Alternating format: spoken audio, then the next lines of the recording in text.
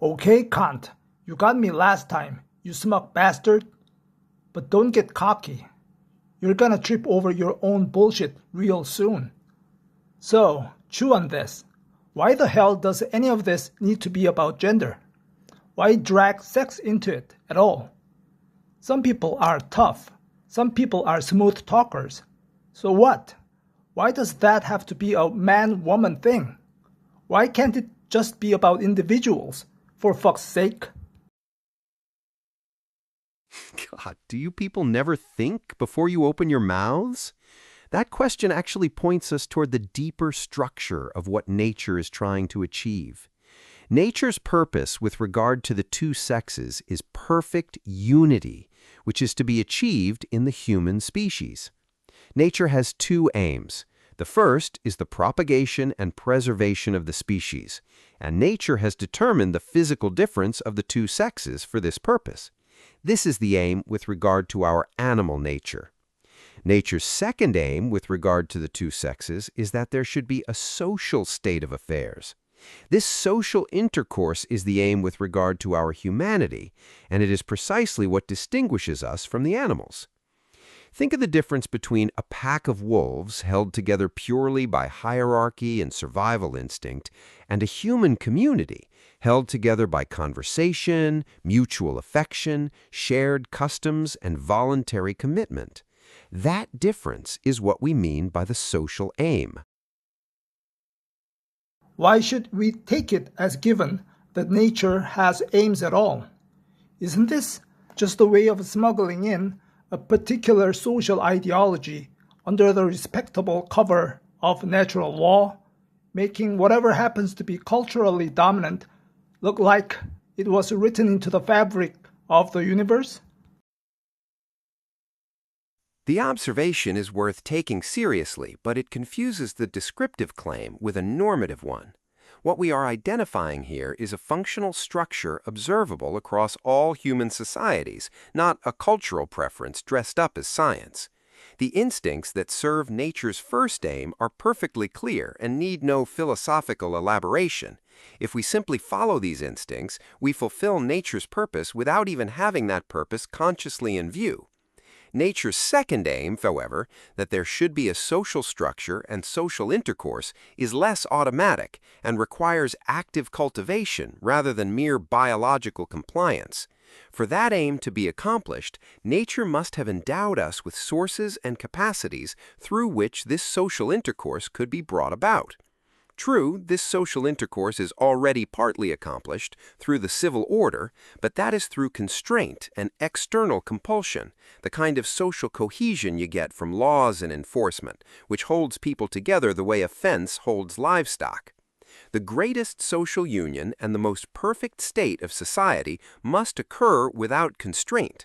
However, this does not happen other than through inclination, and therefore by means of women. And there is the move I was waiting for. Women are cast as the natural civilizers, the ones whose role it is to create the warm, voluntary social fabric that holds everything together. But is this not simply a philosophical endorsement of the division of emotional and social labor that has always been imposed on women, with no compensation and no acknowledgement? On the contrary, it is precisely the acknowledgement that has been missing, and providing it is part of the point. Women are well equipped for this social state, which is a cause of infinitely many consequences.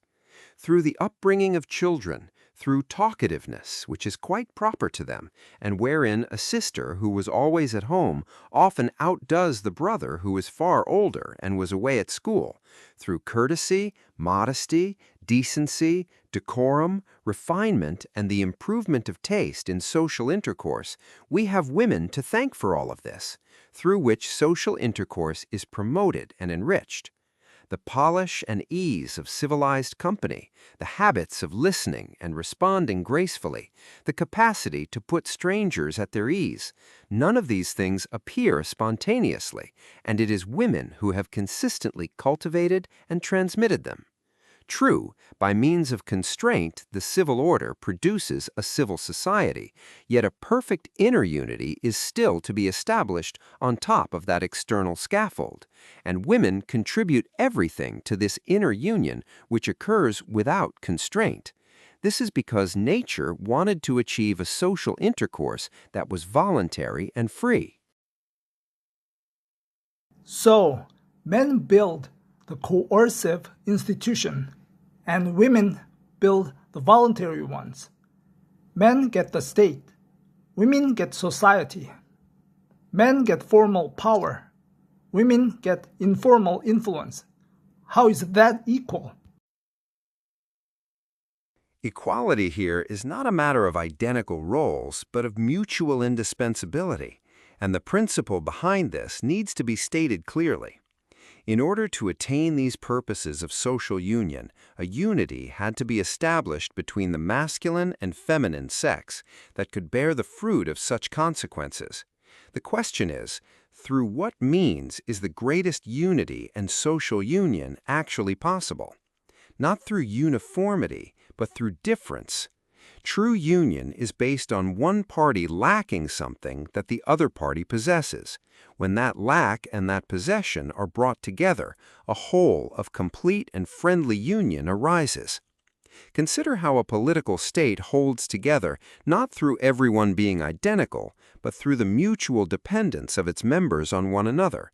Lawyers need farmers, farmers need craftsmen, craftsmen need merchants, and so on. Remove any one of these, and the whole system begins to break down.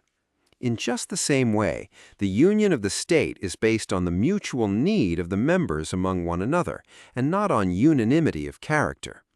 Therefore, if the masculine sex needs the feminine and the feminine needs the masculine, then the unity and social union become necessary not only with regard to practical need, but also with regard to the amenity and pleasure of social intercourse, the kind of warmth and ease that makes shared life worthwhile rather than merely tolerable. But the analogy to the political state is exactly where the argument breaks down. The lawyer and the farmer have different roles, yes, but in principle, either could switch, and neither is systematically excluded from the other's domain. Women, by contrast, have historically been excluded from the civil sphere entirely. That is not complementarity, that is monopoly. The structural principle of complementarity holds regardless of whether historical arrangements have sometimes implemented it badly.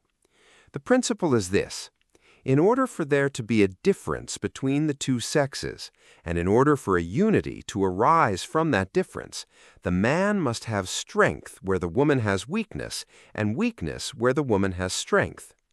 The man is strong with regard to nature in the raw sense, physically capable of withstanding and subduing the natural world through force. The woman is weak in this respect. By contrast, the woman has strength with regard to the man, and the man has weakness with regard to the woman. And from this complementarity arises the unity, since the lack by one and the possession by the other sex is the necessary condition under which a perfect unity and social union can take place.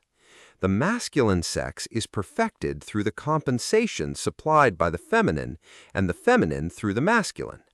Neither is complete without the other, which is a very different claim from saying that one is superior to the other.